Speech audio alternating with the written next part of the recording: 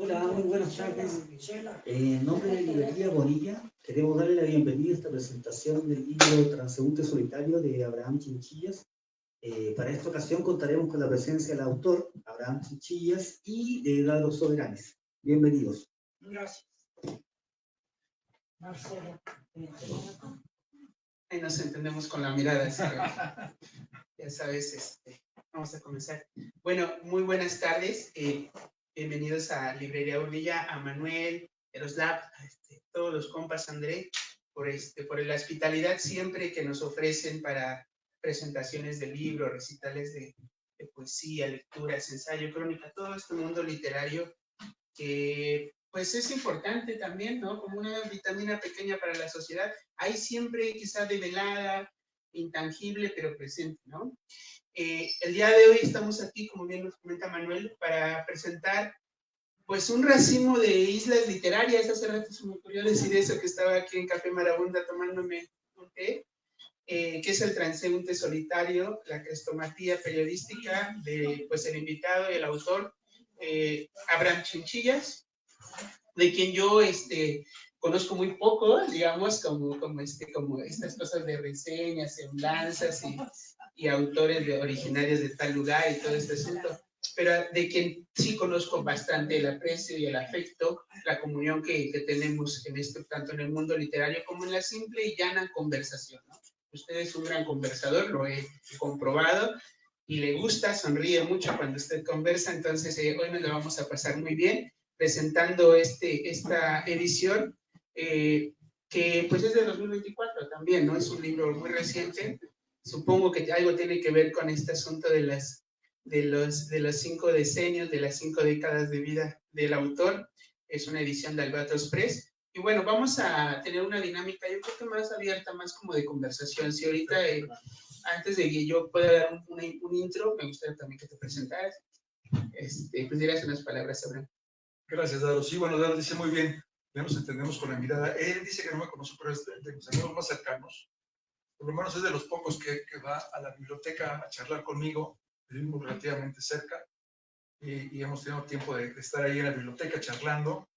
Y ciertamente el valor del contertulio, de la persona con la que logramos entendernos y hablar de temas comunes, siempre es muy valioso. Te agradezco mucho eso, Daro. Y bueno, yo soy Abraham Chinchillas, la mayoría de los que están aquí lo saben, menos yo.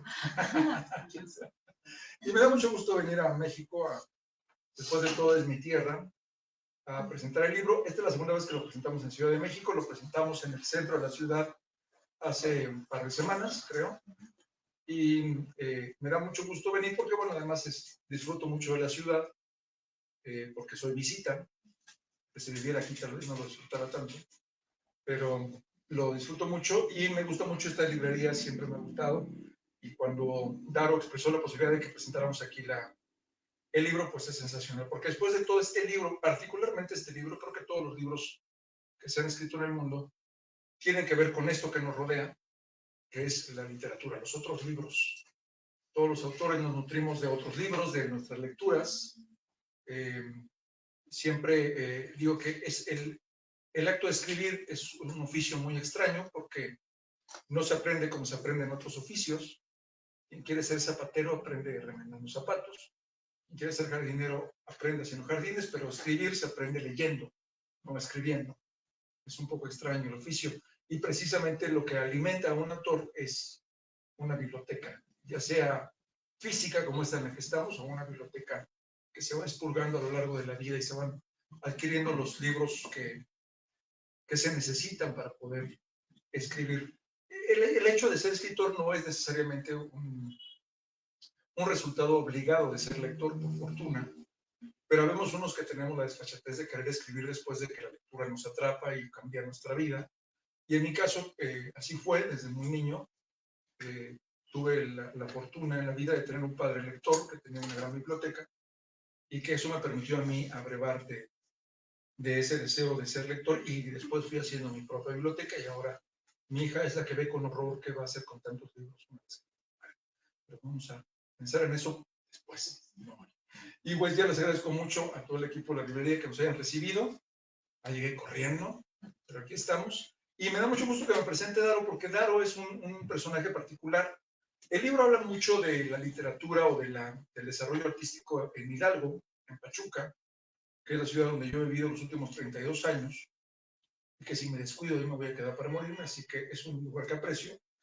Y he tenido la oportunidad, el miércoles tuve una entrevista en Radio Universidad Autónoma del Estado de Hidalgo, y yo caí en cuenta que una de las cosas que me ha permitido la literatura es participar en el desarrollo artístico de la ciudad donde vivo. Cuando yo llegué a Pachuca era un páramo donde solo había un cineclub cada miércoles, y además se interrumpía, eran solamente 4 meses, 2 meses no había nada, luego 4 meses y 2 meses no había nada. No había exposiciones, había solamente 2 cines en la ciudad y uno era de películas para adultos. Así que solamente era uno de los, evidentemente solo pasaban las carteleras comerciales, ¿no? Y bueno, no se diga, no había presentaciones de libros, talleres literarios, nada. Había un ballet folclórico que era muy famoso y que se presentaba por todos lados y era lo único que podías ver. Y lo que yo más extrañaba de esta ciudad cuando me fui fue precisamente eso, la variedad y la intensidad de las actividades culturales. Yo me subía al camión en el norte de la ciudad y me venía todos los domingos al Centro Cultural Universitario a escuchar a la FUNAM, hacía como 2 horas en el camión, tiempo que aprovechaba para leerme toda la jornada del domingo, y escuchaba a la FUNAM y me regresaba a casa. Un viaje todavía más largo porque el domingo pues, no había nada. Y ir al centro, todo eso yo lo sufrí muchísimo. Sin embargo, la oportunidad que tuve fue de formar parte del desarrollo cultural de la ciudad y después, primero como consumidor, primero incluso programando el cine club ese que les hablaba, llevando la muestra de cine, conociendo a amigos artistas, y después cuando empezó a publicar mis libros, eso fue exactamente hace 20 años, pues empezar a participar en el desarrollo. Y creo que este libro abreva mucho de eso, de ser testigo, pero también implicado en un asunto en el que yo creo mucho, que es el arte y la cultura. Creo que un libro puede transformarnos. Hay quienes se atreven a decir que un libro puede transformar el mundo. Yo creo que sí. No creo que pueda parar guerras, porque si no, pues solamente tendríamos que llevar libros a Ucrania o a Israel y resolveríamos el asunto, pero no, lamentablemente no es así. Pero sí creo que cambian las personas y esos cambios tienen que ser en algún momento hacer un reflejo en el mundo. Entonces, Daro es un personaje que se acaba más o menos hace unos 2 o 3 años de integrar a la actividad cultural de Pachuca. Él es de la tierra de Morelos, de Ecatepec de Morelos. De la tierra de la donde murió Morelos, porque nació Morelos. Llegó con una perspectiva distinta a lo que hacíamos en Pachuca y llevó algo que no estábamos haciendo los escritores. De pronto los escritores somos seres muy egoístas, porque se escribe en soledad, no puedes escribir rodeado de gente, escribes en soledad, le robas tiempo a la familia, a los amigos, te vuelves muy, muy huraño, como ha sido mi caso en los últimos años, y todo el mundo está en su isla, todo el mundo está apartado, todo el mundo está encerrado, y poco se habla de lo que se hace. Es decir, analizar, discutir, hablar sobre la literatura, particularmente en Pachuca, y Daro tiene un grupo de estudio que es sensacional, donde tuve la oportunidad de participar en el 2021, El Ojo de Faetón, que es precisamente el análisis fue. Y bueno, esto cambió un poco mi perspectiva respecto de la manera en que yo estaba participando en los asuntos culturales de la ciudad. Yo tengo desde hace muchos años una actividad como periodista. También debo decir que irme a Pachuca particularmente en mi caso fue un privilegio, porque aunque mi padre y mi hermano siguieron viajando y no estaban en Pachuca, lo único que se vio beneficiado con estar en una ciudad que empezaba a despuntar artísticamente fui yo. Y cuando empecé a trabajar en los medios de comunicación, pues no había quien cubrir asuntos de cultura, de esas cosas aburridas de exposiciones y presentaciones de libros. Aquí se le ocurre. Todos querían cubrir el fútbol para entrar el domingo gratis a ver al Pachuca, y querían cubrir espectáculos para entrar al Palenque todas las ferias cada octubre, y la política porque el gobierno tiene que ver que andas chambeando, porque si no te comen. Y yo era el que dije, no, pues yo voy a los libros, ¿no? Yo voy a las exposiciones, y entonces me encargué de la fuente cultural desde muy al principio, cuando salí de la universidad, y como no había competencia, pues yo disfruté mucho de eso. Y este libro es un poco eso. el resultado de 20 y tantos años de trabajo, de hacer entrevistas a escritores, músicos, artistas, de hacer semblanzas, de pronto de tener un espacio en el periódico todas las semanas para hablar de libros, para hablar de discos, para hablar de exposiciones, de música, y también para hablar de la vida cotidiana, de lo que nos pasa en todo momento. Eso pasó, por ejemplo, durante la pandemia, pues el tema era la pandemia, había que abordarla de diferentes puntos, pero también hablar de las mascotas, hablar del Día Internacional de la Mujer, hablar de la vez que rompió una pierna. De pronto también he tenido la suerte, la fortuna de ser un autor y un colaborador de medios, donde puedo hablar de todo, bueno, casi de todo, porque ahora que estaban las campañas electorales en Pachuca para los municipios, escribí una columna política y sí, en el periódico me dijeron, no, tú regresas a esas cosas de las que escribes, no es de política. Pero siempre he tenido la posibilidad de escribir más o menos de lo que siempre he querido. Y claro, de pronto apareció Pachuca, nos hicimos amigos a través de una amiga en común y hemos pasado un buen tiempo juntos. En este libro hay entrevistas, crónicas, semblanzas y reseñas literarias. Una reseña, la última del libro, es sobre un libro de Daro que presentó hace poco en Pachuca de poesía. Y es un poco también la manera en que yo he tenido de hablar de mi pasión, que es los libros. Esa ha sido la pasión de mi vida y creo que lo seguiré haciendo hasta el día que me muera. Entonces ya voy demasiado bueno. Siempre. Pero está bien, yo también soy una persona que hablo mucho y trataré también de contenerme. Decía un amigo de aquí de México, ya digo México. Pues es que yo soy de Catepec de Morelos y eso está 10 minutos de Indios Verdes. Y me fui a Pachuca, como bien comenta Abraham, 2018. Tengo que 6 años allá. Me gusta mucho Pacho, también mucho. Y me sorprendía que ahí ya todos decían México, México, México. Mucho me sorprendía, pero así dicen en todos lados al interior de la República. Pero ahora ya también yo digo México. ¿Qué cosa? Eso ya me hace hidalguense, como dices tú. Tú has adjudicado mucho eso. Yo no quiero porque yo amo a mi patria, aunque esté de cabeza. Todos tenemos que sufrir eso. Sí, exacto. Y ahorita me voy enterando eso, que esta es tu tierra, Ciudad de México. Pues te decía que hay una cosa que desconozco de ti. Es que yo a los hidalguenses, sobre todo a los pachuqueños, pues los veo así como parejo. Digo, que todos son ustedes, yo soy el extranjero, el extraño. Pues mira, Abraham, transeúnte solitario, esta crestomatía, y en este cintillo que viene ya ahora sí colocado ya en el libro, esta especie de pues de gancho o de invitación, pues nos dice, mira, la letra dice, el transeúnte solitario es una lectura indispensable para quienes buscan entender el impacto del periodismo cultural. Creo que esas son las palabritas aquí importantes, periodismo cultural en la narrativa artística hidalguense. Tal vez ahí el calificativo en la narrativa artística, bueno, se ha rebasado también por ti, porque no solo hablas de arte, y también calificativo hidalguense, porque no solo se habla del estado de Hidalgo. Este libro tiene bastantes referencias a cosas a nivel nacional e incluso obviamente también de autores internacionales. La obra de Abraham Chinchillas es un recordatorio del poder del periodismo. En eso estoy muy de acuerdo. No solo como registro de los hechos, sino como una forma de arte en sí misma, capaz de capturar y transmitir la esencia de una época, y pues de tu época, ¿no? Pueden ser a lo largo de estas 2 décadas, ¿no? Promedio. Estaba aquí viendo que desde muy joven, en 2008, 2009, ¿no? Ya empezabas esa especie de labor de reseña, sobre todo, de crónica. Y me puse a pensar que formas parte como los buenos autores, que le tienen mucha pasión, mucho cariño y mucho respeto al registro literario o al registro documental, pues que se remonta hasta más que los autores griegos, los autores latinos, con el acto de la conversación, ¿no?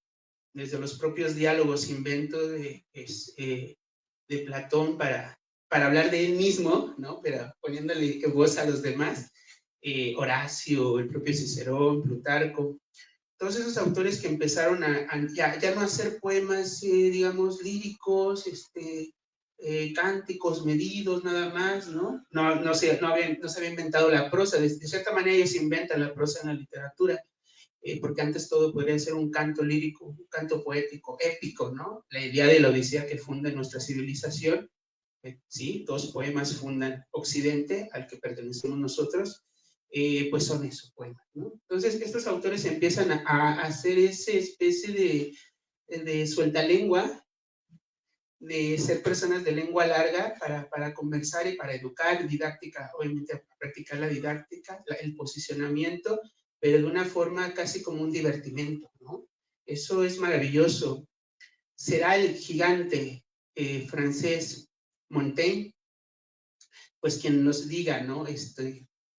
Y con eso quiero empezar también esta especie de intro para ti. Sí, el que nos diga, yo no sé qué estoy haciendo, pero voy a plasmar en estas páginas que ahorita están en blanco y mañana van a estar llenas de tinta negra, lo que yo quiero registrar. No le pongan un calificativo.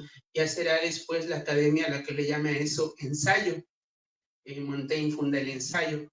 Pero leyendo este libro, leyendo Transeúnte Solitario, que no es ensayo, como bien has mencionado, hay semblanza, hay crónica, hay reseña, hay comentarios, hay divertimentos, hay memoria, hay entrevista. En esta miscelánea tan completa que tienes, yo pienso que es una manera no solo de conocerte a ti, sino de conocer a un anónimo que vuelve a ser el escriba de esta tradición del registro, ¿no? Es sin duda eso, ¿no? Rebasa hasta el propio periodismo. Voy a leerles esta paginita, la página 17 de Ezequiel Martínez Estrada, que se llama Montaigne, de la colección de pequeños ensayos de la UNAM, estos libritos bonitos. Dice esto, y con eso me refiero al transeúnte solitario, tanto al libro y tanto a la persona. Refiriéndose a Montaigne, Montaigne posee personalmente las cualidades propias de este género. Es humorístico, grave, sentencioso, ameno. Cuenta, divaga, medita, se fastidia y todo lo transmite con la frescura de los gestos y las palabras que habría empleado ante un interlocutor. Nada lo contiene. Está libre dentro de su obra como dentro de su biblioteca. Puede colocarle título y tratar de otra cosa. Denominarlo capítulo y ser una pieza suelta. Puede desarrollar su tema a manera de una sinfonía o una novela, ceñirlo como un teorema o un apotegma. Lo común es que el ensayo se desarrolle desarrollándose, viviendo, que ande ora por un sendero, ora por otro, veloz o parsimonioso, a vuelo de pájaro o a paso de tortuga. El ensayo no puede ser otra cosa, ya que le está permitido serlo todo. El mismo Emerson o Simmel solamente varían al autor su sentido de la belleza, de las proporciones y de la responsabilidad. Se concluye cuando se quiere. Se comienza de pronto como en impromptu o conforme a un plan como una sonata. Así se puede decir de los ensayos de Montaigne que cada frase podría ser un principio o un final y que el autor sabía lo que estaba diciendo, pero no lo que iba a decir. ¿Oh? Y ahorita recuerda a Marguerite Duras, esta autora francesa, que decía, pues, obviamente no sabemos cómo va a concluir lo que estamos empezando. Ella dice, si yo supiera cómo iban a terminar mis textos, no me atrevería a escribirlos, ¿no? Imagínense esta electricidad que siente el artista en sí, pero el literato más, o la persona de letras, que simplemente es ese medium, ¿no? Es ese tubo, así que donde pasan en sus experiencias y sin él adjudicarse, decir, pues yo soy el profeta, la voz de la verdad y todas tantas cosas que dice la gente correcta, ahí dejas, ¿no? El testimonio, quién sabe qué vaya a ocurrir con el testimonio, pero lo mismo pasaba con cualquier gran autor, ¿no? Con cualquier autor, no sé, aquí está mi registro, las personas, los mortales vivimos ni siquiera una centuria, nos perdemos, pero ojalá y prevalezcan mis palabras a través de un texto, ¿no? Entonces, y muchos de ellos pues tienen esa fortuna, además de que los libros pues terminan con ese distanciamiento físico, ¿no? Lo podemos leer aquí sin tener al autor presente y de cualquier tipo de vertiente, ¿no? Entonces eso me parece un intro así como para decirte que tienes ahí un compendio de tantas cosas, ¿no? Incluso hay un índice onomástico, no sé si lo vieron al final, sí. Ahorita que veía el cintillo del principio sobre, decía, hidalguense, asuntos hidalguenses, me pongo a ver que aquí tenemos pues tenemos a tanta gente, a Basho, Baudelaire, ¿no? A Eliot, a Humberto Eco, ¿no? Buñuel, O sea, es Hemingway. Pues eso, ¿no? Una muestra de tu obra, aparte de los otros géneros que has manejado. ¿Tú cómo defines este libro? Que has dicho, bueno, ya 2024 va a salir y voy a hacer un ciclo de presentaciones. Fíjate que los libros son muy extraños. Los libros son en realidad seres que tienen vida propia. Porque aunque el libro lo preparé durante 5 meses, son textos que han aparecido en diferentes medios desde el 2003, hace 21 años. Me dediqué 5 meses a organizarlos, primero a compilarlos, que no fue muy fácil, porque había muchas cosas que hice para televisión y para radio de los que no guardé registro. Pero lo que tenía lo organicé, seleccionarlo, darle una coherencia cronológica necesariamente, porque hay también una evolución, es una muestra no solo de lo que yo pienso del mundo, o de lo que yo pienso sobre lo que he leído, lo que he visto, lo que me interesa, con quién he charlado, es también un poco mostrar, pues no sé si un crecimiento, pero por lo menos un cambio en el estilo literario que he ido desarrollando desde que tuve la desfachatez de ponerme a escribir. Y era una manera también de dejar un registro de lo que a mí me parece el mundo, ¿no? Esto que he hecho en los últimos 2 meses, que es presentar el libro, que hemos ido de aquí para allá y charlar con los presentadores y hablar sobre lo que tiene el libro, también me ha develado un libro diferente al que yo concebí. Y encuentro en él muchas cosas que me sorprenden. Por supuesto que recuerdo haberlas escrito, pero que ahora con la distancia las veo incluso con una lejanía muy sana, y de pronto me parecen textos que creo que me interesaría leer de otro autor, y eso es al fin de cuentas lo que yo quisiera, que alguien encontrara en este libro un texto que les hiciera pasar por lo menos un buen rato. Y en este sentido del testimonio, digamos, de las memorias, uno siempre cree que las memorias tienen que escribirse al final de la vida. Hay gente que así debe hacerlo, por supuesto. Pero la esencia de un personaje está en lo que va escribiendo conforme va viviendo.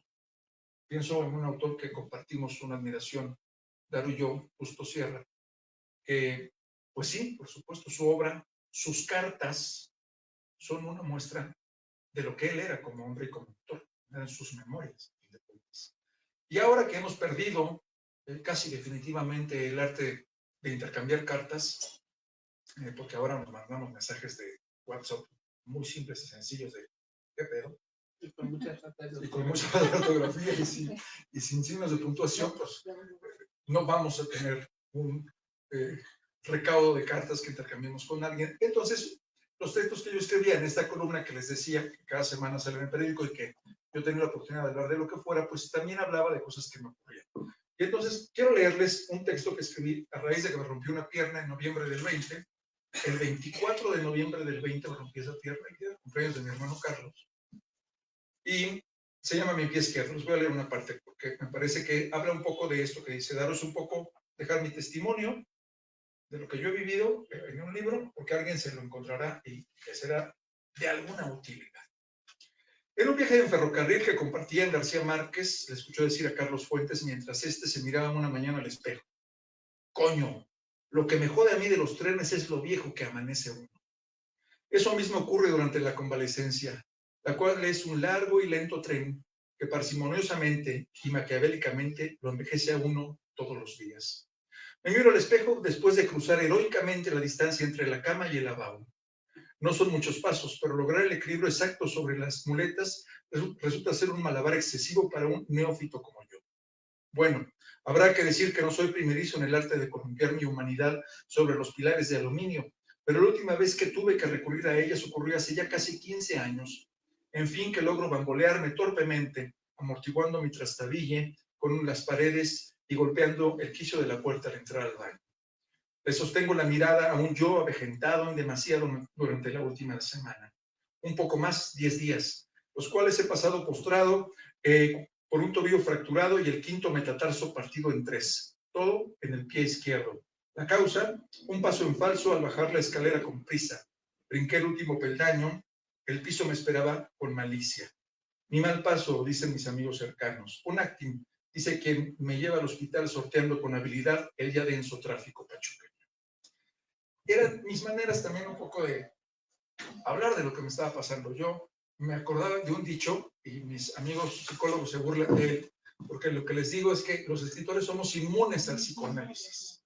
No necesitamos psicoanalistas porque lo que hacemos es esto: escribir, y cuando se escribe, se sanan las preocupaciones y las inquietudes. Y en el caso de cuando me rompí la pierna, ese texto, pues por lo menos me ayudó a saber que me había muy jodido después de la fractura, pero que eso tenía solución. Por lo menos del hueso, no de lo bien que me veía. Y además es un poco como este chiste que luego circula ahí en memes, ¿no? Mi psicólogo me dijo que a la gente que odio le escriba cartas y luego las queme, y ahora no sé qué hacer con las cartas. Bueno, yo no, aunque he querido, no puedo quemar a nadie, pues yo lo que hago es literatura, lo publico, y cuando lo lean lo van a lamentar. Sin duda. Pues eso es a lo que me refiero, ¿no?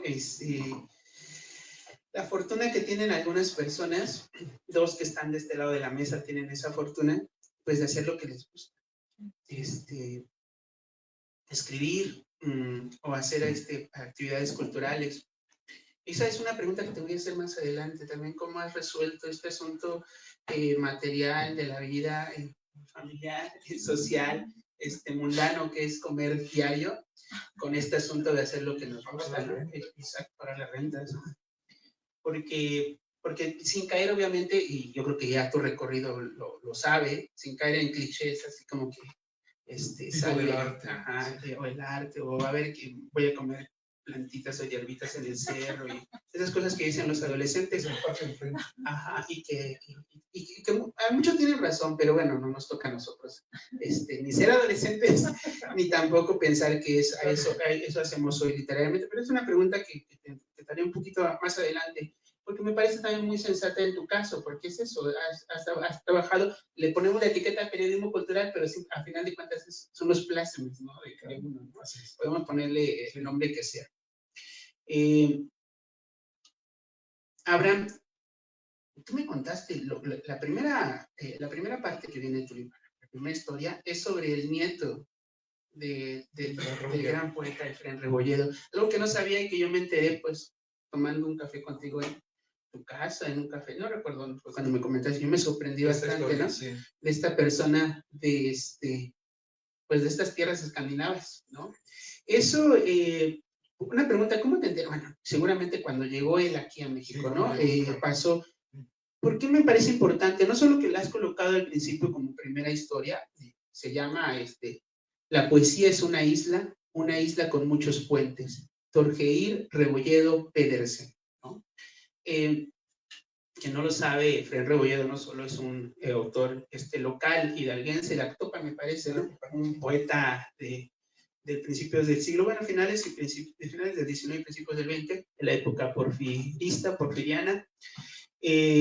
Maravilloso, Efrén Rebolledo, es un gozo leerlo, sino también a escalas nacionales. Otra cosa es que pues, el establishment no reconoce eso. El establishment no reconoce casi nada de cultura, y lo que reconoce lo hace por ignorancia y por la fotografía. Y después dice, denme, a ver, ven acá, te voy a colocar una medalla para ya no verte más. Ya me ponen la foto y la medalla. Y otra cosa hacen tanto los intelectuales orgánicos como los propios MISTIN también de las pobres secretarías culturales de esta capital y también de las otras regiones. ¿Cómo has llegado, cómo pasó eso, no? Porque es una anécdota, me parece brillante, tanto porque no es cualquier nieto tampoco, ¿no? Y no es de cualquier personaje. Y no es de cualquier personaje. Entonces, eso me gustaría también, porque lo has colocado al principio, sí, ¿no? Y es algo que entrando al libro es una buena... Bueno, es parte de lo que les decía. Los libros, la literatura nos permite vivir cosas extraordinarias. Es decir, como esto que estamos haciendo ahora, venir a este sitio, hablar del libro, es cosa extraordinaria. Pero le permite a uno conocer gente extraordinaria.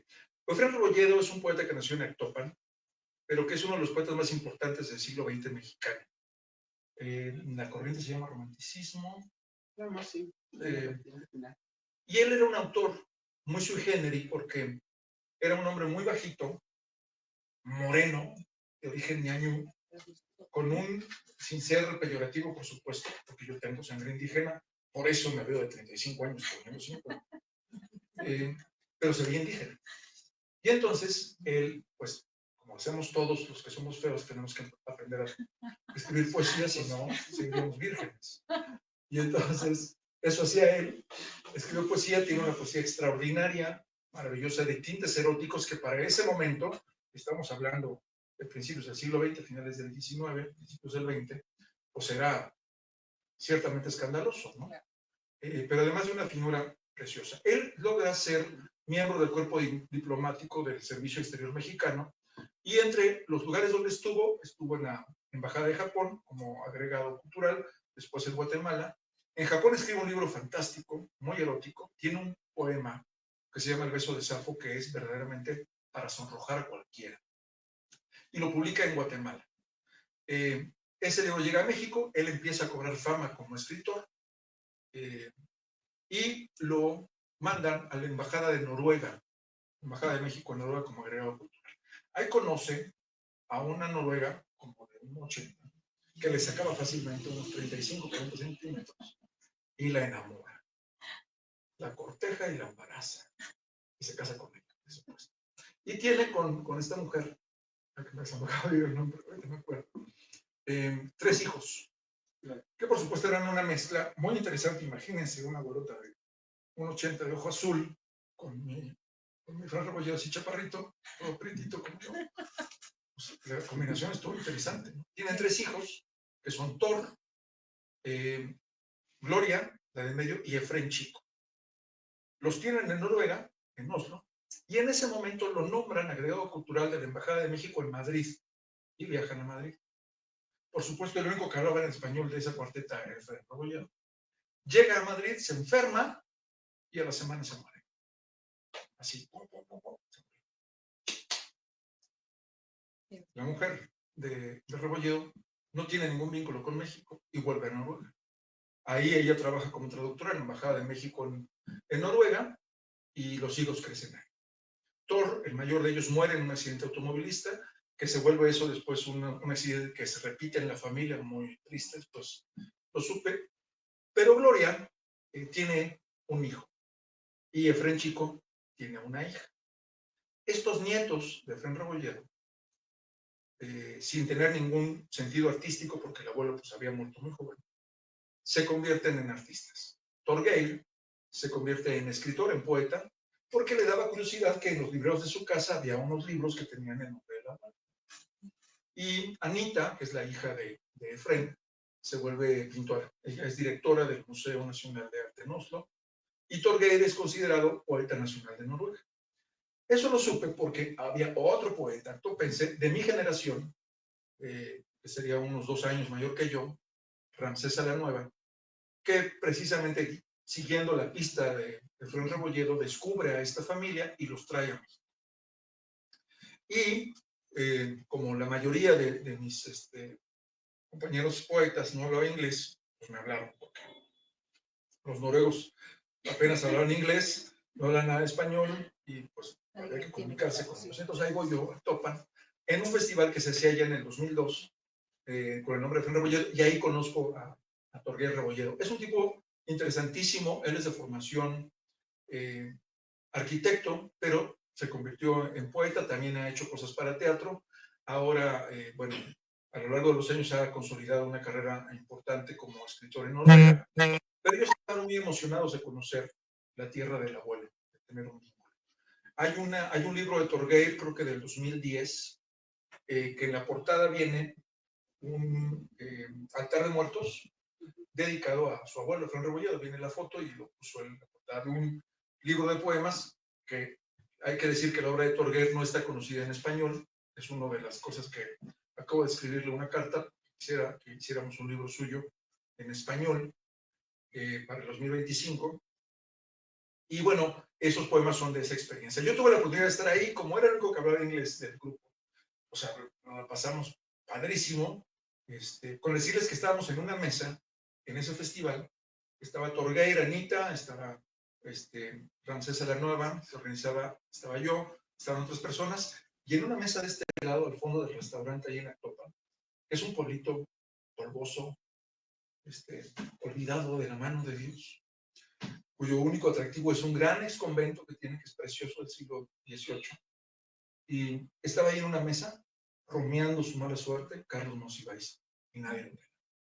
Porque todos estábamos volcados por la conexión que teníamos literaria con Torguer Rebolledo, y el pobre de Carlos se fue a dormir solo y después ya al otro día se regresó a México, había dado una conferencia ese día.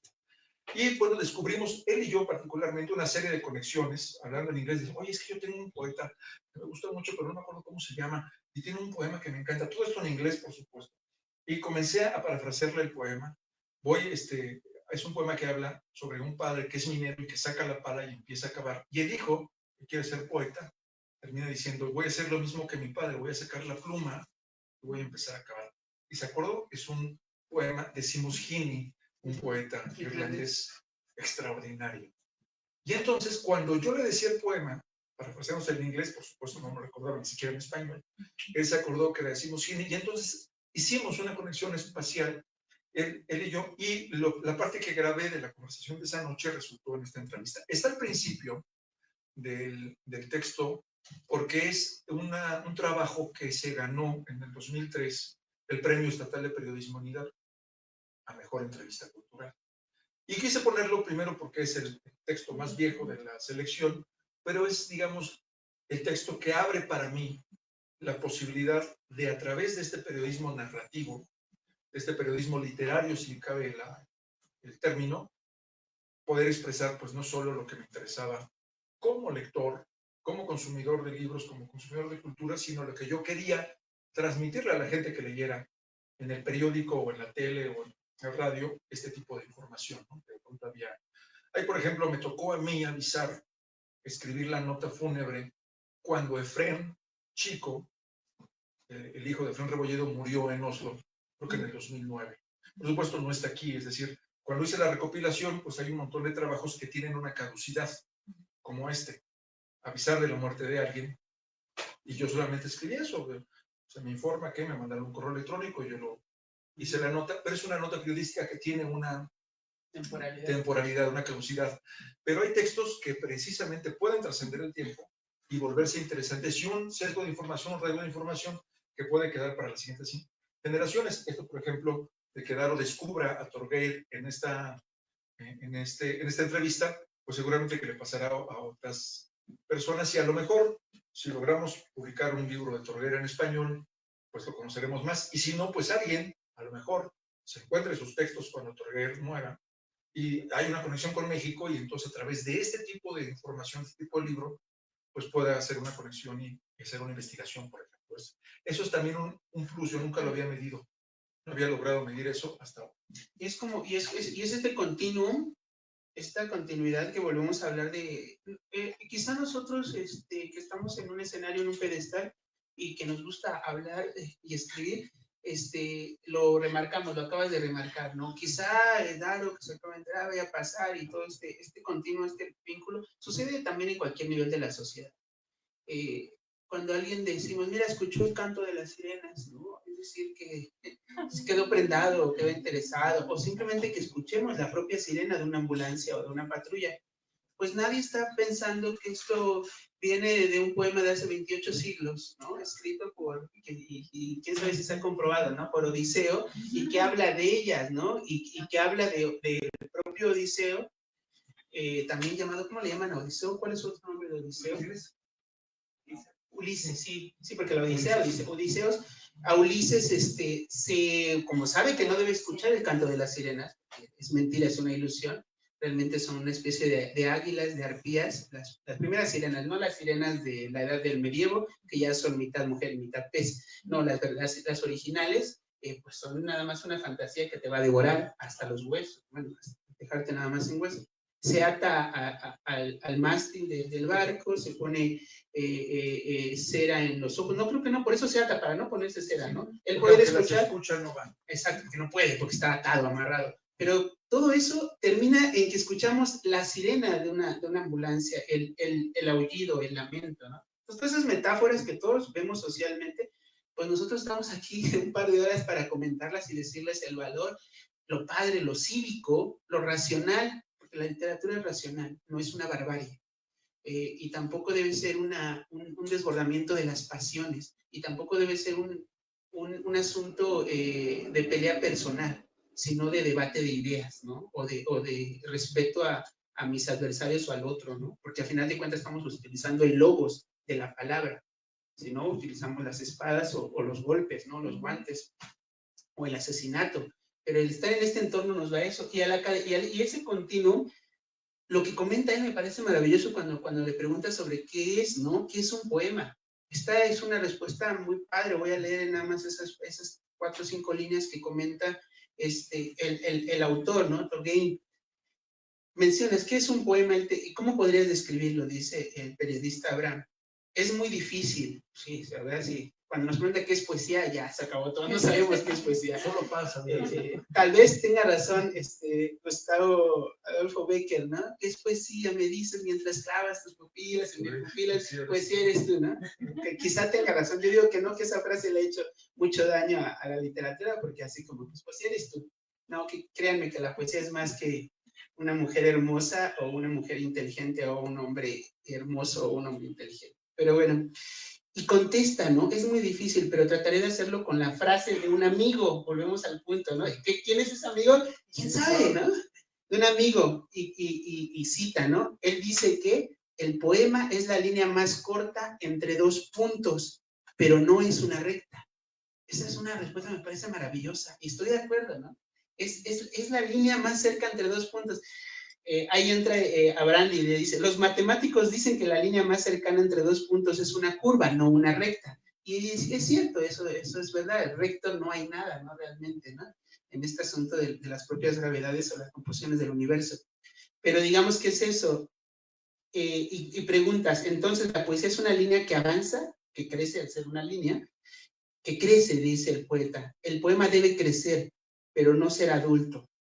Debe haber pequeños poemas dentro del poema. El lector debe educar la imaginación ética y estéticamente en lo que el poema dice y cómo lo dice.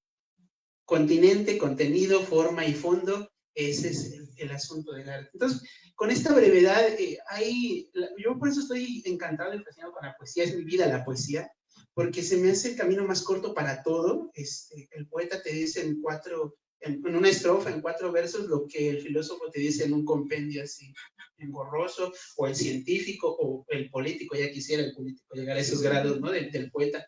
Y lo entendemos. Mucha gente dice, no comprendo lo que dices, pero me hace sentir cosas en los versos que has descrito. Pues ese es el lenguaje de la poesía, ¿no? Y ahorita creo que, no sé si estás de acuerdo con lo que acaba de decir claro, poeta, ¿no? Que ha llegado a esa pregunta. Y además, ahora también lo que yo descubrí al terminar este libro fue que todo esto que escribía en los trabajos periodísticos también fue una parte de mi formación como autor, ¿no? Esto que decía Torriel sobre la poesía, hay otra entrevista sobre un autor hidalguense muy querido que acaba de morir, Ignacio Trejo Fuentes, que él hablaba precisamente del oficio de escribir, ¿no? Y él decía, es que yo para mantenerme calientito, lo que procuro es tener cada semana un espacio de crítica literaria para estar en el oficio.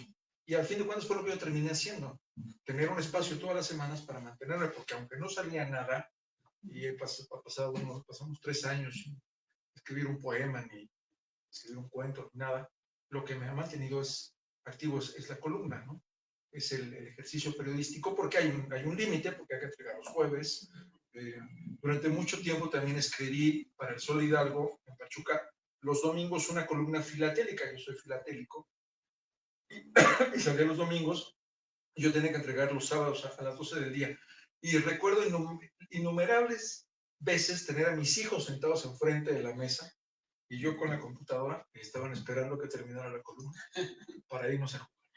Y me preguntaban, ¿la vas a escribir o la vas a editar? A veces me llegaba ya escrita y nada más revisaba, ¿no? Entonces ya sabían que editarla era media hora, escribirla era 1 hora. Y me la contaban. O sea, a las 12, ya, ellos hubieses mandado, o no, vamos. Y ese es el ejercicio. Y todo esto que me dijeron estos autores y que yo fui encontrando también en el ejercicio de escribir es lo que me ha formado, al fin de cuentas. Se ha quedado en mí. Hay muchos textos que no recordaba. Esta entrevista de Torguera hacía mucho que no la leía. Y a mí también me sorprendió mucho los matemáticos dicen que si hay 2 puntos, que la distancia son 2 centímetros, la curva tendrá un valor menor a los 2 centímetros. Es decir, es una truculencia matemática, por supuesto, pero tiene un trasfondo filosófico, emocional y literario muy importante. Y los aviadores lo saben, ¿no? El asunto de la redondez de la Tierra, en la circunferencia, y un terraplanista te dice que no, mira, no, espérame, así es, ahí está tu mapa bidimensional, pero la Tierra tiene otra dimensión. Entonces llega de Noruega a México, va por arriba, no en línea recta. Bueno, y qué bueno que retomabas esto, también esta anécdota que dices que estabas escribiendo y ahí te dices, ok, va, estás con tu tiempo. Y qué padre a la vez, pero también a la vez que agotador y que estresante. Bueno, no estresante, sino una presión, ¿no? Porque el estrés, ojalá y no nos alcance mucho el estrés a nosotros, porque nos estresen otras cosas menos la literatura. Pero fíjate, ahora sí preguntarte eso, ¿no? Sí, ya nos has dado visos de cómo lo has resuelto, ¿no? Bueno, pues soy periodista, ¿no? Y aquí está mi columna y mi cheque quincenal y voy a ver en dónde.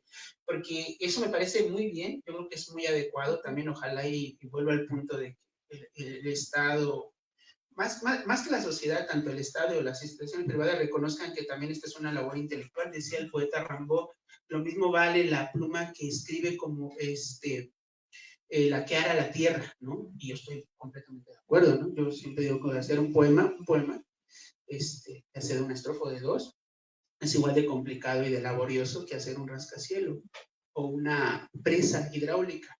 Y quizá los tiempos son distintos, pero el conocimiento debe ser el mismo, cada quien en su área, y el respeto y la utilidad para eso, pues debe de serlo, ¿no? Pero eso no lo entiende la sociedad, te dice, a ver, tú sigue haciendo tus cosas, o no las hagas, no vivimos del aire, mejor busca un empleo serio o verdadero, ¿no? Estas cosas, ¿no? Pero ¿tú qué piensas al respecto? Me hiciste recordar una de las primeras entrevistas que hice, muy joven, con mi grabadora, temblando porque era un personaje que a mí me gustaba mucho, que yo admiraba mucho porque en ese entonces era director, él era director de la jornada semanal, me refiero a Hugo Gutiérrez Vega. Fue a dar una conferencia a Pachuca y entonces yo lo alcancé así en las escalinatas del edificio de la universidad y temblando le hice una entrevista y él me decía una cosa, no la incluí porque perdí esa grabación de las tantas cosas que no encontré, de las que no tuve registro, pero me acuerdo mucho de una cosa que él me decía, es que el gobierno tendría que tener la obligación de subvencionar a los escritores, a los artistas, porque son la parte más importante de la sociedad. Por supuesto, él lo decía porque era un gran poeta, fue funcionario cultural en la UNAM, etcétera, tuvo una carrera. Siempre me lo imagino viejito a él, ¿sí? Sí, siempre así, con una barba blanca, admirador de la poesía de Cavafis. Bueno, era un personaje extraordinario. Pero tenía cierto sentido. Por supuesto que yo creo que lo que hago no es más importante que lo que hace un financiero, un planeador urbano, o un enfermero, un paramédico, pero tendría que tener el mismo valor en la sociedad. Y entonces decía, los artistas, los escritores necesitan vivir de algo para escribir, porque si no tienen que hacer otros trabajos y dejar de escribir. Yo he tenido la suerte, gracias a Dios, de tener trabajos donde he podido ejercitar esa pasión. Cuando trabajé para Radio y Televisión Mediano, que fueron muchos años, pues tenía las secciones culturales y aunque era funcionario de la radio, porque yo era subdirector de la red, pues me campechaneaba. Eran épocas muy duras, escribía mis primeros libros y yo trabajaba de las 7 de la mañana en la estación hasta las 10 de la noche y a las 10 de la noche llegaba a mi casa y me sentaba a escribir hasta la 1 o 2 de la mañana. Claro, era soltero, no había menos presiones y todavía me daba yo el lujo de irme de fiesta los fines de semana. Y entonces, y después eso fue variando porque como que encontré la forma y aunque después trabajé en otros sitios, como en el INA o en la presidencia municipal o en la SEP, en Hidalgo, siempre tenía yo una oficina y me encerraba a leer principalmente, una hora, me ponía llave a la puerta y me ponía a leer y por supuesto a ir escribiendo, ¿no? Y uno se hace pues una serie de trampas para poder hacerlo, ¿no? En el 2013 escribí un libro con una beca, un libro que se llama Solo un poco aquí, y lo escribí, en ese entonces mi escritorio estaba junto a la cama matrimonial, y entonces cuando Elena se dormía, yo nada más me escurría así, y me sentaba en la silla, y me ponía y así escribía ese libro, por las noches, ¿no? Con mis hijos tienen la memoria de un padre ausente que estaba siempre enfermo del estómago, porque yo me encerraba 1 hora y media en el baño. Papá, estoy en el baño, sí. Y leía mi 1 hora y media y luego ya salía. Y uno se va haciendo trampas, ¿no? Pero también creo que hay como una... Ahora que veo a distancia todo el proceso, por supuesto, creo que he tenido mucha suerte, mucha fortuna de poder seguir ejercitando lo que me gusta hacer y la manera en que me gusta hacer lo que es escribiendo,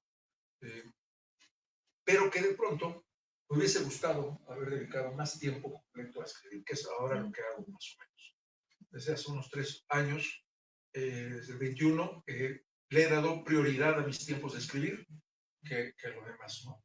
Porque de pronto uno se contamina. Los últimos años que trabajé para el gobierno, entre el 18 y el 22, me dedicaba a escribir discursos sobre educación. Pero es de estos discursos demagógicos tradicionales de la política mexicana, donde hay que enaltecer al gobernador y a todo el mundo. Y entonces yo acababa literalmente destruido. Y mi refugio era esto. Era lo que escribía para el periódico Real, escribir mis cosas. Esa era la manera en que como medio me reconstruía después de haber escrito tantas barbaridades, ¿no? Aún así, hace poco alguien en una reunión con unos amigos que cuando empezamos con el libro dice, ay, tú escribías esos discursos, qué buenos. Dios santo, yo por fortuna no recuerdo lo que escribí en ese entonces. Es como cuando comemos algo que, bueno, igual nos hace bien o no nos hace bien o es sin sabor y ya, ¿no? Y deseas aquello, ¿no? La harina, el azúcar, desconocer cosas que te gusten, ¿no? Que también sean sanas. Y pues ya, ¿no? Haces lo que tengas que hacer por la papa y después lo demás. Eso no es una historia, digamos, pues nueva, ¿no? Eso, ahorita que hablábamos un poquito de los latinos, pues ahí estaba Mecenas, nunca mejor dicho, ¿no? Pues parte también de esta alcurnia del imperio que subvencionaba a los artistas, ¿no? O sea, la mayoría de los grandes poetas del siglo I latino, pues vivían expensas de ellos, ¿no? Y los griegos también, sobre todo en los torneos, ¿no? En estas competencias que también eran bien premiados, los trágicos que tenemos ahí, Sófocles, Eurípides, sobre todo al final. Y también en el medievo, ¿no? Que es donde realmente, donde el Renacimiento vuelve. Y creo que mucha de la historia ya, y el catolicismo, bueno, el cristianismo también, del arte va haciendo de esa manera. No toda, por supuesto, ¿no? Y menos después ya en la época moderna, que también sí es un cliché, pero también es una verdad pensar en el artista marginado, ¿no? Terrible, ¿no? Maldito, completamente en contra de todo, ¿no? Y aún así haciendo una obra magnífica. Entonces no es tampoco como que digamos, por supuesto yo también estoy de acuerdo con Hugo Gutiérrez Cervega, ¿no? Debería de haber una subvención, y con esa plena libertad de que y escribo lo que quieran, ¿no? No es como que, que me des de comer y solamente esté mamando de la ubre del Estado y diciendo lo aspartino, eso sí está terrible. Pero al final de cuentas sí, porque es una labor y como dices, es una función, ¿no? Pedagógica, humana, eso no tengo ninguna duda de eso. Pero también que quede claro que también, yo siempre pienso que el artista llega a la obra bajo esas dos maneras, ¿no? O sea, bajo la terrible barca, y con la tormenta y las maderas destrozándose y él maldiciendo a Dios y a lo que sea y haciendo obra, como también en la tranquilidad de tu hogar o de tu yate y haciendo obra. O sea, eso nunca he tenido conflicto de que una sea mejor que la otra. Eso es a lo que quisiera llegar, ¿no? Porque obviamente también hay grande obra trágica, terrible, ¿no? Pero también forma parte del arte, porque el arte es un no sé qué, o sea, no es como que si quisiéramos volver al punto a ser educadores programados, también lo podemos hacer, y nada más, pero el arte pues no puede dar, rebasa todo ese tipo de categorías. Porque esa necesidad humana de meterte y encerrarte al baño no es tanto para educar o para escaparte de tus hijos o tu familia, sino porque es algo como una plantita. Si no escribes, y una plantita no le da el sol, se seca. Los artistas, si no hacen obras, se secan. No es vida eso de hacerlo, pero hay que saberlo solucionar, ¿no? Porque yo también estoy de acuerdo, yo también yo hago 3 cosas, ¿no? Soy corrector de estilo, que me lo pagan bien, porque sobre todo los asuntos de posgrados y estas cosas, porque si no, su sinodal no le aprueba, entonces ven conmigo, yo te voy a hacer que te dé tu carta, y cobro bien. Doy talleres de literatura, tanto de poesía, hoy empecé uno como de redacción, de gramática, y aparte soy diseñador de libros, diagramar libros. O pues hago lo que me gusta, como los futbolistas. Yo sé que no todos hacen eso, ¿no? Pero insisto, nuestra inteligencia, nuestra condición nos debe de llevar a hacer lo que podamos hacer mejor posible. A veces no va a ser porque no va a estar a tu alcance, la verdad, si ciertas condiciones tremendas, pero creo que es necesario como personas siempre buscar, decía Lezama Lima, ¿no? Solo lo difícil es estimulante, y eso también es verdad. Eso es la historia de la vida de las personas que aún con 50 años siguen pensando que la literatura nos puede llegar a salvar, ¿no? Adelante, ¿no? Lo decía Faulkner también, ¿no? Escriben aquellos para quienes es difícil escribir. Y no se refería solo al esquema de llevar tus ideas a la página en blanco, sino también todo lo que alrededor ocurre. Pienso en Hemingway, por ejemplo, que vivía en Cuba, como extranjero tenía un privilegio enorme, pero también gran parte de su obra más valiosa está cuando fue reportero de guerra, ¿no? Sí, español, sí. en fin, depende de muchas cosas. No, y qué bueno, ¿no? Qué bueno que sean una especie de portavoz de esos grados. Es como también cuando nosotros vamos con el zapatero, con el velador, con el plomero, pues tú lo haces mejor que yo, ¿no? y sin duda también hacer un registro. Vuelvo al punto de cuando yo hago los trabajos académicos, hay tantas cosas que yo me quejo. Yo digo que desde preescolar nos debían de dar 2 asignaturas que no nos dan, nos debían de dar debate y ensayo. A ver, tú defiende el blanco y tú el negro, que tienes 4 o 5 años, venga, tú defiende que esto es blanco y tú negro. Digan, a ver, argumenten, ¿no? Hablen, presenten, pierdan el miedo al público, usen las ideas, vence al otro y después le estrechas la mano. Y en el ensayo, agarrar pluma y papel o computadora y habla sobre tus vacaciones o sobre los gestos que te hicieron tus amigos feos que no te gustan. Escríbelo, una línea o 2 cuartillas así, para que después, cuando tú ya quieras tu título universitario y te diga la persona esta que te va a dar tu título, va a hacer usted una tesis, una tesina, es decir, vas a hacer un libro y te quedas. ¿Sí? ¿Cómo hago esto?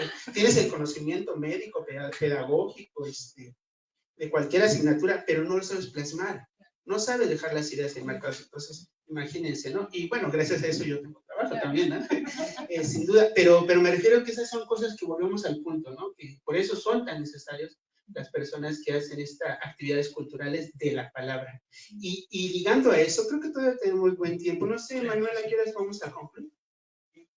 Ok, son 6:11, ahorita también para tener esta sección con el público, si tienen alguna pregunta, pero quisiera comentarte algo muy importante, el Me Too de aquellos años 2000. Permíteme, es importante esto porque yo me encontré que tienes 3 textos, que has titulado Yo les creo, 1, 2 y 3. Es bien difícil, ¿no? También entrar, bueno, no difícil, debe ser algo muy natural, pero digamos difícil desde nuestra condición de 2 hombres criados bajo el patriarcado, bajo este tufo patriarcal que respiramos todos, que estamos aquí en la mesa 2 hombres y queremos hablar un poquito del Me Too. Yo no quiero hablar tanto del Me Too ni de nombres. De hecho, esa labor que le hagan las personas que tienen que hacerlo y que los exhiban a todos, siempre.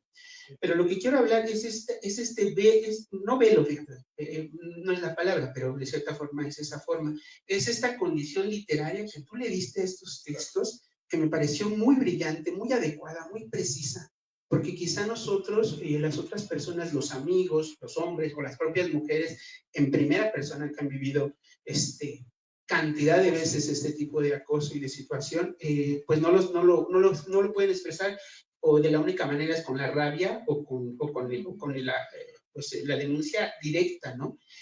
Pero lo has hecho tú de una manera, me parece genial y brillante, porque al final de cuentas el mensaje nos llega, ¿no? El mensaje nos llega a todos abajo. Creo estas historias o comento esto que ha ocurrido, me posiciono, comento esto y a la vez sepan que sabemos de ustedes, ¿no? Ese es el gran asunto, que queda ahí registrado y lo hago público, lo abro y aquí sepan que aquí estamos ustedes. Sobre todo, yo sé que en otras áreas también de las artes, pero en la literatura está impregnada de estas personas, que ya cada vez son menos gracias a las nuevas generaciones, pero está lleno, ¿no? Tenemos amigas, imagino habrán también, que han sufrido estas condiciones y que nos cuentan de todo, gente que ha dejado la literatura por eso mismo. Sí. Y sobre todo en otros lugares que no es la Ciudad de México más, ¿no? Por también esta condición que se cree en la gente de su localidad, como que es la caca más grande de la cultura de su lugar, y por eso tienen que rendirle pleitesía y los demás portarse bien y regañarlos o usarlos, ¿no? Entonces, eso me gustaría que me sí, pues, fíjate que en eso tienes razón. Yo siempre he leído, los autores que me gustan, hablan de que un escritor lo que tiene que hacer es dejar testimonio del tiempo que le ha tocado vivir, ¿no? Yo me considero básicamente poeta. Mi mujer, que me tiene una paciencia enorme y que me analiza de una manera que nadie hace, dice que también soy un narrador, y ya me están orillando entre ella, mi hija y un amigo de Tulancingo a empezar una novela. Me tienen así como en un callejón sin salida, entonces van a sacar pronto los cuchillos y van a hacerlo, pero yo no me consideraba narrador, pero necesitaba hablar de este asunto del Me Too. El Me Too fue este movimiento que salió en Estados Unidos, pero originalmente, para que las mujeres hablaran de sus experiencias de acoso. Y entonces de pronto se empezó a seccionar y entonces estaba el Me Too de Hollywood y el Me Too de tal. Y en México empezó a permear de manera muy importante y empezó Me Too políticos mexicanos, Me Too deportes mexicanos y apareció un Me Too escritores mexicanos. Y entonces yo me metí al Twitter porque dije, wow, es que fulano que yo admiro que tiene libros está en el Me Too y sultano. Y de pronto empecé a ver la lista y pues dije, acá, pero este vive en Pachuca y este yo lo conozco. Este es mi vecino. Acá, y este es mi amigo. Y entonces, a la par de eso, me llegan las historias, porque las chicas que se estaban expresando eran amigas mías también, compañeras escritoras, básicamente en el sector de escritores. Y entonces me empezaron a platicar, sin que yo se los pidiera, qué había pasado, cómo había sido, cómo lo habían sentido. Y de pronto, lo que dice Dara es bien importante. Dejan ustedes que abandonen la literatura. El problema es que la mayoría de las mujeres que sufren esto tienen que dejar los trabajos. Y tienen que irse del edificio, o cambiarse de ciudad, o cambiar de círculo de amigos. Es terrible. Y aunque yo no me considero mejor que los hombres que hacen eso, por supuesto, porque tengo también mis conflictos machistas que he ido resolviendo y que Dios me ha orillado a hacerlo después de que me dio una hija, que es bien incisiva con esas cosas, pues lo que hice fue hablar del asunto. Y entonces cuando yo les propuse a estas tres, que no fueron las únicas tres que me lo contaron, sino otras más, incluso el año pasado alguien me escribió, una amiga pintora que le había pasado lo mismo con uno de los tipos de una de estas historias, le dije, déjame hablar de eso, ¿no? No, ¿cómo crees? No, pues es que yo no quiero decir nada, qué pena, qué vergüenza, y además cuando este tipo se entere, pues se va a ir contra mí, tal. Dije, mira, yo solo quiero que me dejes contarlo como un cuento, como una narración, no va a estar tu nombre, y cada una tiene un nombre diferente, y cada una, estoy seguro que se identificaron, descubrieron cuál era su historia. En el caso de una de las historias de un escritor que yo admiraba muchísimo, Guillermo Samperio, que fue de los primeros cuentistas que yo leí, que me apasionaba y que además después conocí y trabamos cierta amistad. Me presenté un libro en la feria de la universidad allá y me dolía a mí más. O sea, ¿cómo es posible que esto ocurra? Y contarlo era sobre todo señalarlo y decirle a ellos, a los causantes, lo sabemos. No solo lo sabe ella quien acusaste, lo sabemos y ahora, gracias a mí, lo sabemos todos. Sí me costó que varios de ellos dejaran de hablarme. Ahora algunos de ellos tienen posiciones importantes en el gobierno de Hidalgo y no pueden verme. Tengo amigos que han leído el libro y me dicen, oye, es que te pasaste con fulano. Pero, pues ahí está en la historia del yo les creo, lo identifican, porque aunque no pongo nombres y apellidos, por supuesto, las actitudes en un círculo literario tan pequeño como es el de Hidalgo, pues son fácilmente identificadas. Y ese era mi objetivo, porque además es la expresión de la época. Esto ha cambiado, esto ya cambió. Quienes fuimos educados en este machismo exacerbado, por supuesto, difícilmente podríamos convivir en un mundo tan moderno como el de ahora, con tantas con tantos puntos de vista tan distintos a lo que nosotros aprendimos. Y entonces la solución que yo creo me queda a mí, por lo menos, es hablar de eso. Y hay 3 textos aquí que se llaman así. Yo les creo, además, uno de ellos toca el delicado tema del suicidio de Armando Vega Gil, que era amigo mío, de Botelita Jerez, que fue acusado por una chica. Él se defendió y como no pudo con la presión, se suicidó. Y eso le dio un tinte todavía más complejo al asunto. ¿Hasta qué punto ahí está atendido el derecho de decir, esto me pasó, y de pronto que sea mentira, que no sea mentira, que sea verdad? Empezamos a caminar en una cuerda floja muy alta y muy tambaleante, pero está ahí el testimonio. Yo creo que eso, como eso hay varias cosas, la pandemia, etcétera, que son un poco como el testimonio de lo que hemos vivido en los últimos años. Y quisiera, qué bueno que así lo leíste, yo siempre quise que esos 3 textos en particular fueran leídos como eso, como unas historias aleatorias, pero cargadas de verdad, porque así es la literatura. Es decir, claro, si vamos a Ya no llamas, por supuesto que son ficciones, que los cuentos de Rulfo son absolutas ficciones, pero de una realidad que incluso sigue ocurriendo en muchas zonas de este país a los 25 años de este siglo. Entonces, esa es la magia de la literatura. Sí, sin duda. Y esto no contrapone obviamente la denuncia pública, la denuncia civil, la denuncia penal, que debe ser también un cauce, no solo en cuestiones de estas, del acoso y de la agresión, sino también en cualquier delito, ¿no? Eso es así. Bien, vamos a ella, ir cerrando la presentación de Traducción. Es que es un libro muy grande como para tocarse, y se nos pasó también, como dices tú, los textos de la pandemia, ¿no? Y bueno, pues aquí hay un testimonio más, ya nada más. Yo quería leerles un texto de la pandemia, pero ya lo perdí. Sí, darte la palabra para que vayamos cerrando. Rápido, quiero leerles una cosa que es un poco reflejo de esto, de la pandemia, que se llama Nostalgias Pandémicas. Déjenme ver si lo encuentro más o menos. Hablo, por supuesto, de la lectura, de cómo ser lector, de los asuntos de la política cultural, en fin. Creo que no voy a encontrarlo. Nostalgias Pandémicas. Nostalgias Pandémicas se llama.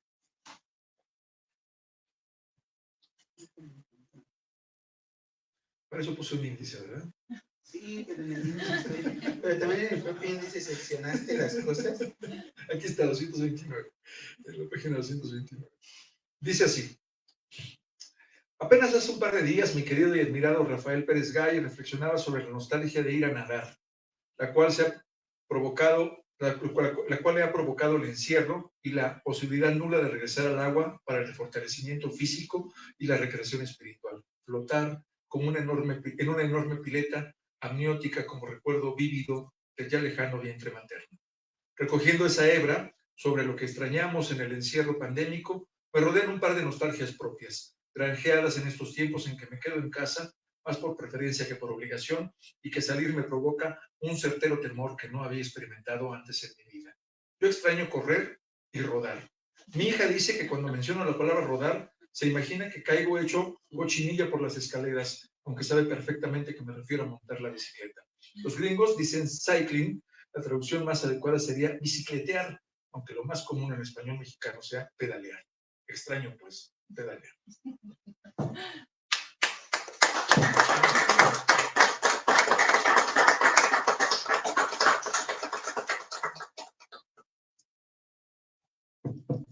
Bueno, aprovechando que está Abraham y Daro aquí en la mesa, queremos abrir una instancia de diálogo con el público. Si alguna persona desea hacer alguna pregunta, consulta, comentario, hay micrófono disponible.